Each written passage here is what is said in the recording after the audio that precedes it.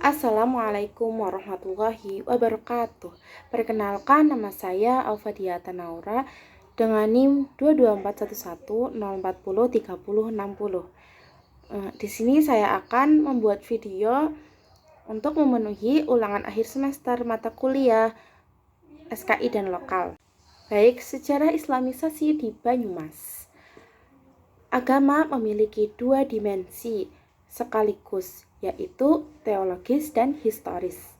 Sebagai teologi, agama terutama yang bersifat samawi merupakan wahyu Tuhan yang kebenarannya yang bersifat mutlak dan absolut. Manusia sebagai makhluk pemeluk menerima kehadiran agama sebagai keniscayaan yang tidak bisa dihindari.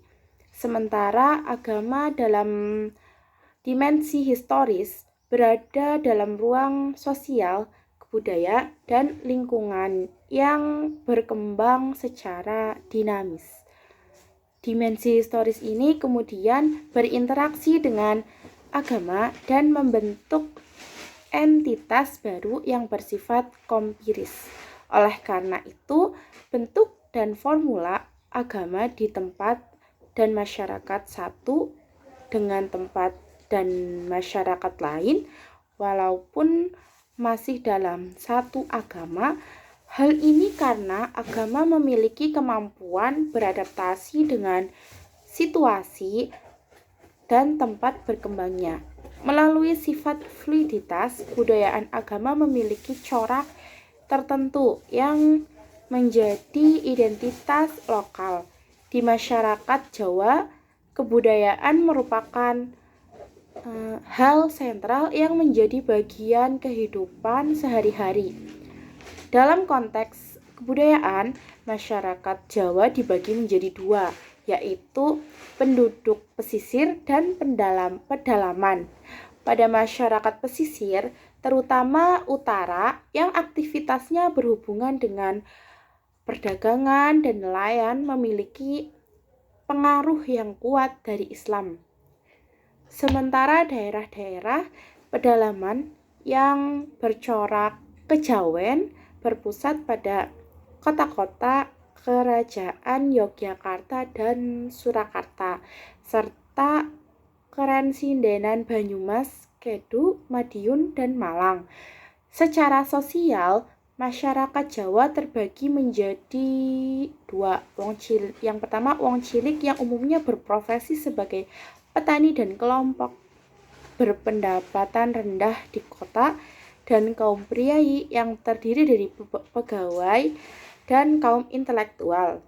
Selain kedua kelompok sosial, masih terdapat kelompok kecil yang memiliki prestase yang tinggi, yaitu kelompok ningrat atau ndoro. Masing-masing kelompok sosial memiliki konstruksi kebudayaan yang dijadikan sebagai etika dan dalam melaksanakan aktivitas kehidupan sehari-hari. Konstruk kebudayaan yang kuat ini memberikan pengaruh signifikan terhadap unsur-unsur lain di luarnya, yang salah satunya adalah agama. Agama yang masuk dalam konstruksi kebudayaan masyarakat Jawa akan melahirkan corak baru yang khas. Wilayah Jawa Tengah, bagian barat selatan, meliputi Banyumas, Cilacap, Purbalingga, Banjarnegara, dan Kebumen, dalam sejarahnya mempunyai kaitan dengan sejarah kerajaan di Jawa. Sejarah kerajaan Jawa tidak bisa lepas dari eksistensi Majapahit, Kesultanan Demak, Mataram Yogyakarta, dan Kesunanan Surakarta. Kerajaan-kerajaan besar di Jawa tersebut secara geografis cukup jauh dari wilayah JTBS. Kondisi ini cukup berpengaruh terhadap konstruk kebudayaan yang sangat berbeda dengan tradisi dan kebudayaan keraton. Dari sisi bahasa, misalnya masyarakat memiliki dialek yang berbeda dengan wilayah kerajaan Jawa di Demak, Yogyakarta, Surakarta, dan Jawa Timur.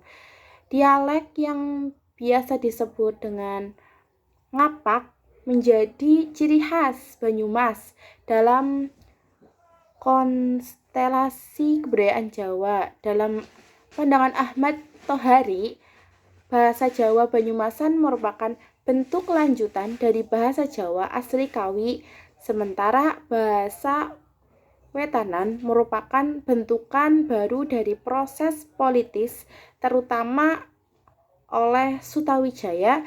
Dengan demikian, wilayah sebagai berkumpulnya komunitas sosial yang memiliki jarak jauh dari kerajaan, memiliki subkultur yang berbeda dengan Jawa pada umumnya.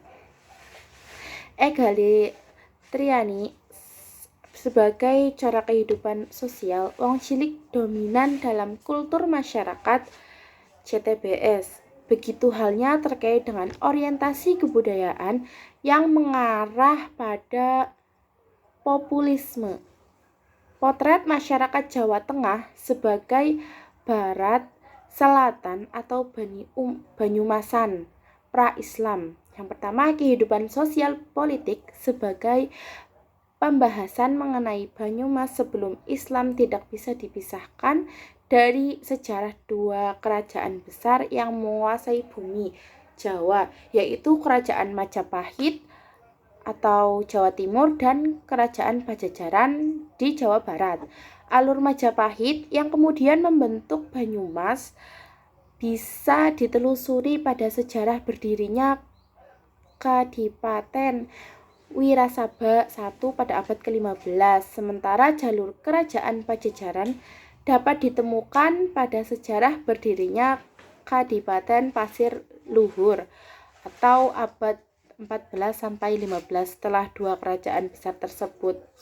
Kerajaan-kerajaan di Jawa Tengah bagian timur, tepatnya di Demak, Pajang, dan Mataram, mengambil alih wilayah Banyumas dengan membangun Kadipaten Wirasaba yang kedua dan Kadipaten Banyumas pada abad ke-16 sampai 19. Dengan demikian, Banyumas sebenarnya hanyalah merupakan kota kabupaten yang merupakan bagian dari baik Kerajaan Majapahit, Pajajaran maupun kerajaan-kerajaan di Jawa Tengah bagian timur. Dalam babat Wirasaba diceritakan mengenai asal-usul Jaka Katuhu dan Raden Pakuwon atau Adipati Wirahudaya yang saat itu menjadi Adipati I di Kadipaten Wirasaba pada abad ke-15.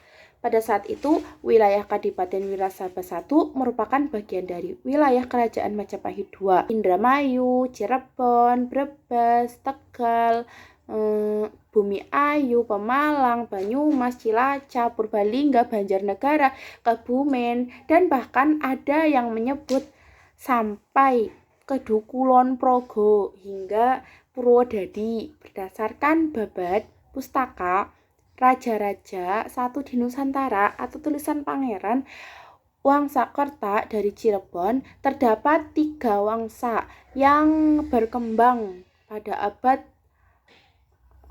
yaitu Wangsa Kalingga, Wangsa Sanjaya, dan Wangsa Syailendra. Hal ini menunjukkan bahwa Kerajaan Galuh Kalingga yang sebelumnya merupakan bagian dari Kerajaan Galuh Purba lebih populer dibanding Galuh Purba. Bahkan pamornya telah mematikan keberadaan Kerajaan Galuh Purba yang menjadi penguasa sebelumnya. Jika di lereng Gunung Slamet muncul Kerajaan Galuh Purba yang melahirkan Kerajaan Galuh Kalingga sebagai penerus suksesnya, maka di Jawa Barat juga berkembang Kerajaan Salaknegara dengan penerusnya suksesnya Kerajaan Tarumanegara. Kerajaan Tarumanegara berkuasa di Jawa Tengah, di bagian barat, beribu kota di Sandapura atau Bekasi. Menurut data yang ada, kerajaan Tarumanegara adalah kerajaan Hindu tertua yang pernah ada di tanah Nusantara. Kekuasaan Tarumanegara secara geografis memang tidak terlalu luas, yaitu hanya meliputi Banten, Jakarta, Bogor, dan Bekasi. Namun demikian, pengaruhnya secara sosial politis cukup luas, yaitu meliputi daerah Tegal atau Galuh Kumara, Banyumas atau Galuh Purba, dan Bagelan pada saat kerajaan Tarumanegara dipimpin oleh Prabu Purnawarman. Kerajaan Galuh Purba berpindah dari lereng Gunung Slamet ke Garut sampai Kawai, menjadi bahan dari kerajaan Tarumanegara. Salah satu penyebab kepindahan Galuh Purba ke Garut Kawai adalah semakin kuatnya kekuasaan dinasti Sailendra kala itu. Dalam perkembangannya, banyak dari keturunan Galuh Kawali yang menikah dengan keturunan Galuh Kalingga. Akibatnya, beberapa raja yang memimpin Galuh Kawali adalah keturunan kerajaan Kalingga. Hal ini pun berdampak pada adanya perubahan sosial budaya di kalangan masyarakat Galuh Kawali seiring dengan semakin melamahnya kekuasaan kerajaan Tarumanegara pada tahun 669 Masehi.